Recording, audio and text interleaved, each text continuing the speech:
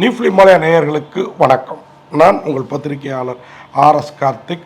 என் அருகில் சக்தி சரவணன். வணக்கம். நாங்கள் ரெண்டு பேரும் இந்த வீடியோவில் விமர்சன விவாதம் பகுதியில் பார்க்க இருக்கிற படம் பரமசிவன் பாத்திமா. பரமசிவன் பாத்திமா. டைட்டில் நல்லா இருக்குது. ரெண்டு மதத்தோட ஒற்றுமையை பறைசாற்றுற மாதிரி இருக்குது. நம்ம 3 மதம். ஆமாம், இல்லை படத்தோட கதையை நீங்கள் சொல்கிறீங்க, டைட்டில் நான் சொல்கிறேன். ஆமாம், டைட்டில் 3 மதம் தான். பாத்திமான்ற பேர் ரெண்டுமே இருக்கும். நம்ம கிறிஸ்டின். என்ன கதை அப்படின்னு பார்த்தீங்கன்னா, திண்டுக்கல் பக்கத்தில் சிறுமலை. இந்த மலை மேலே 2 கிராமம். ஒரு கிராமம் சுப்பிரமணியபுரம், ஒரு கிராமம் யாகோபுரம். யாகோபுரம் சுப்பிரமணியத்துலேருந்து பிரிஞ்சு போனது. ஏன் பிரிஞ்சுது? மதம் மாற்றம். அந்த காலத்தில் வந்து இந்த பிட் நோட்டீஸ்லாம் கொடுத்து பைபிள் எடுத்துகிட்டு வந்து சத்தியம் வாங்கிட்டு சரிங்க ஆண்டவர் கூட இருப்பார், உங்கள் கடவுள்லாம் வேஸ்ட்டு சாத்தான் அப்படின்னு சொல்லி சேர்த்தாங்கல்ல. அந்த கதை துணிச்சலாக எடுத்திருக்காரு இயக்குனர். என்ன அப்படின்னு பார்த்தீங்கன்னா, ஃபர்ஸ்ட் ஹாஃப் வந்து ஒரு மாதிரி நான் ஸ்டாப்பாக போயிட்டு இருக்குது. ஆமாம், செகண்ட் ஹாஃப் இருக்குல்ல, அதாவது ஒரு கோர்வையா இல்லாம ஒரு மாதிரி போகுது. இந்த காமெடின்ற பேர்ல இந்த போலீஸ் காமெடி இல்ல. அவர் ஆனா நல்லா தாங்க துப்பறிறாரு. சில சீன்ஸ்ல அவரு போற போக்குல அவர் துப்பறிற மட்டும் சொல்லாரு, அவர் கத்தின்தாங்கிறாரு படம் ஃபுல்லா. அங்க வா, இங்க வா, நீ வா. அவர் தான் டைரக்டர், ப்ரொடியூசர், நிறைய வேலை இருக்கும்ல. இல்ல இது என்னன்னா, 2 அசிஸ்டன்ட் கூட வச்சுட்டு கிரைம் இன்வெஸ்ட் 2 கொலை நடக்குது. அந்த கொலையை யாராரு எப்படி பேசுறது? எப்படி காரணன் அவரு தான் அப்படின்னா, அவர் கூட அந்த காதல் சுகுமாரன் ஒருத்தர் அவரும் படுத்துறாங்கப்பா. ஆறுமுகம் காதல் சும்மா நல்லா தான் நடிச்சிருக்காரு. மற்ற படத்தை விட இதுல கொஞ்சம் நல்லா இல்லை. அவர் என்ன பண்ணுவார், நல்லா நடிச்சிருக்காரு. நம்ம அவர் குறை சொல்லலை. ஆனால் டைலாக் இதெல்லாம் வந்து சம்பந்தம் இல்லாமல் இருக்கும் படத்தில். போகுது. விமல் தானா அப்படின்னு யோசிக்கிறதுக்குள்ள அப்படி மறைஞ்சிடுறாரு. ஏன்னா என்னடா அப்படின்னா அந்த கதை 2 பேரும் விமலாவே இல்லை. விமலோட ஆத்மாவா தானே இருக்குது, கேரக்டரோட ஆத்மாவா. அது மாதிரி ஹீரோயின் சாயாதேவி, நம்ம யார்கண்ணன் அவரோட மகள் தானே, நல்லா பண்ணியிருக்காங்க. 2 அப்படியே கேரக்டராகவே இருக்குது. ஒரு ஆத்மாக்கள் வந்து என்னடா அப்படின்னு பார்த்தீங்கன்னா, அவங்கள அந்த ஊர் எப்படி கொண்டு போட்டுது, ஏன் கொண்டு போட்டுது, அதை பழி வாங்கிறதுக்கு அந்த ஊரில் யாருக்கு கல்யாணம் நினைஞ்சாலும் ஒரு சண்டை. கூடவே மாப்பிள்ளையை தூக்கிட்டு போடுறாங்க. தூக்கிட்டு போறாங்க. மாப்பிள்ளை காலி. நம்ம கூல் சுரேஷ் ஒரு ட்ரிப் மாப்பிள்ளையா வர்றாரு, ஒருத்தர் மாப்பிள்ளையா வர்றாரு, ஒரு அசிஸ்டன்ட் டைரக்டர் 5 கோவிலன்னா அவரு எல்லாம் வராங்க. எல்லாரையும் காலி பண்றாங்க. ஏன் பண்றாங்க என்னன்னு பார்த்தா, இவங்கள காலி பண்ண குரூப்ல அவங்க எல்லாம் இருந்திருக்காங்க. அப்போ இருந்து பண்றாரு. இது கான்செப்டா நல்லா இருக்கு. காட்சி படத்தெல்லாம் அந்த பேய் வீரம் வருது, மற்ற டைப்ல வர மாட்டேங்குது. அதுதான் இவங்க கல்யாணத்தை தடுத்தவங்க கல்யாணம் பண்றாங்க தான் சாவடிக்கிறது. ஓகேவா? இப்போ இதெல்லாம் ஃபர்ஸ்ட் ஹாஃப்ல. செகண்ட் ஹாஃப்ல இவங்களை ஏன் கொண்டாங்க, எதுக்காக கொண்டாங்க அப்படின்னு பார்த்தீங்கன்னா, ஒரு ஸ்கூல் டீச்சர், கிறிஸ்டின் ஸ்கூலில் தமிழ் ஆசிரியர், பெரிய புராணம் எடுத்தா பிரின்சிபல் MS பாஸ்கர் திட்டுறாரு. தேம்பாவணியை சொல்லிக் கொடுக்க வேண்டியது தானே, அது கிறிஸ்துவ பாடல் அப்படின்றாரு. சார் அது வர்றப்ப அது சொல்லிக் கொடுப்போம் சார், இது பெரிய புராணமும் சொல்லி தானே சார் கொடுக்கணும். இல்லை இப்போ உங்களுக்கு என்ன ஸ்கூல் நிர்வாகம் சம்பளம் கொடுக்காது, எனக்கு கொடுக்குறது நீங்கள் இல்லை கவர்மெண்ட் அப்படிங்கிறாரு. அந்த பிரச்சனைலாம் ரொம்ப அழகாக இருக்குது. அப்படியே கொஞ்சம் கொஞ்சமாக கொண்டு போய்ங்க எப்படி கிறிஸ்து மதத்துக்கு இந்துக்களை மாற்றினாங்க அப்படிங்கிறது ரொம்ப அழகாக செகண்ட் ஹாஃப்ல டீட்டெயில் பண்ணியிருக்கிறாரு டைரக்டர்.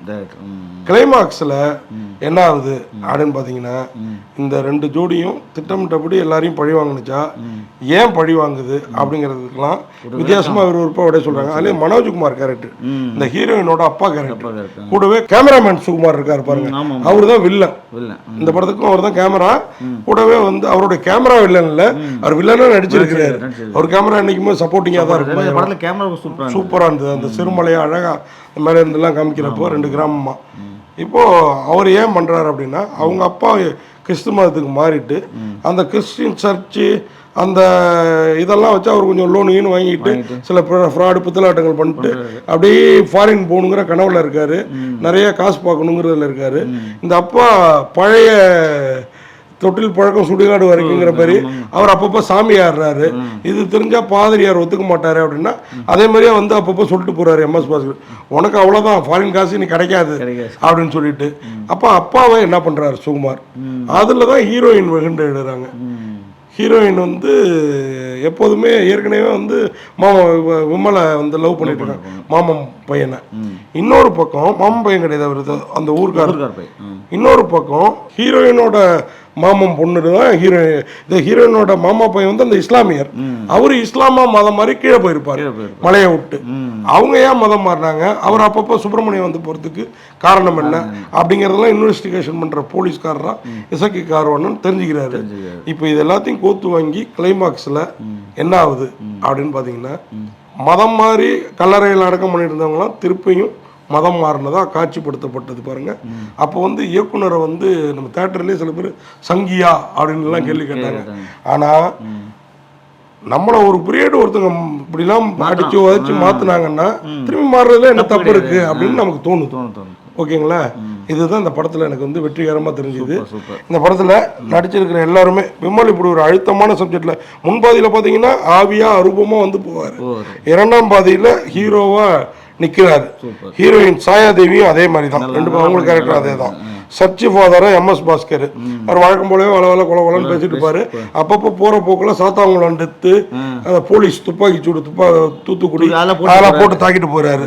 அது மாதிரி இசக்கி கார்வண்ணன் இன்ஸ்பெக்டரா கம்பீரம் காட்ட முயன்று இருக்கிறாரு. ஆனா டைரக்ஷன் வேலை அப்பப்போ அவர் இழுக்கிறதுனால சில இடங்கள்ல கொஞ்சம் பண்ணிருக்கிறாரு. ஆனா அவருடைய டென்ஷன் நமக்கு தெரியாம சுகுமார், சுகுமார் வில்லனாவும் கேமரா ஒர்க்லயும் வில்லாதி வில்லனா இருக்கிறாரு. ஆமா, துபாய் மாப்பிள்ளையா கூல் சுரேஷ் கொஞ்ச நேரமே வந்தாலும் கலாயில போட்டு போறாரு.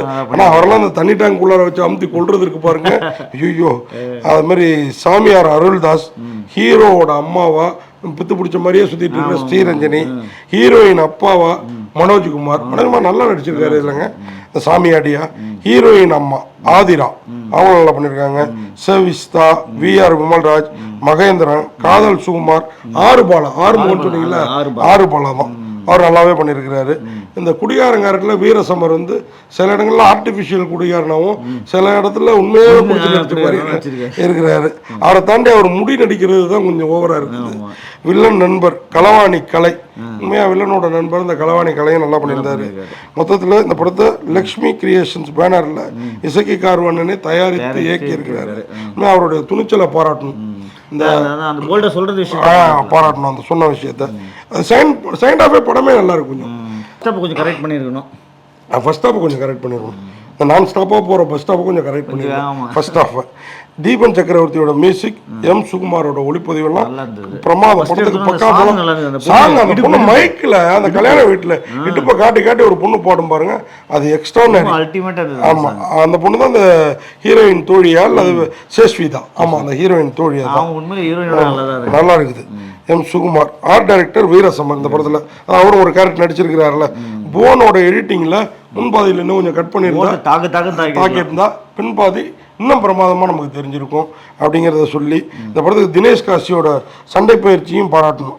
மொத்தத்தில் இந்த படத்துக்கு பரமசிவன் பாத்திமா, பரமசிவன் பாத்திமா பரமாத்மாட்ட போயிட்டாலும் வாழ்ந்துட்டாங்க. இது மேலே இந்த மதம் மாற்றத்தில் இறங்குறவங்க கொஞ்சம் யோசிக்கணும்.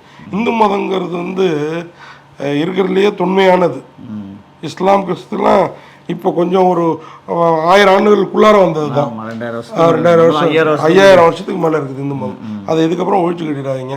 அதுக்காகவே பரமசிவன் பாத்திமா படத்தை பாருங்க, அந்த வழி உங்களுக்கு புரியும். நன்றி, வணக்கம். எதுக்கு குருவி மண்டையில சிலையா கட்டி தொங்க விட்டுருக்காரு? அவர் கொடுத்த காசையே திரும்ப கேட்க மாட்டாரு. இல்ல ஒரு பையனை வேலைக்கு கூப்பிட்டு அவர் சும்மா விடுவாரா?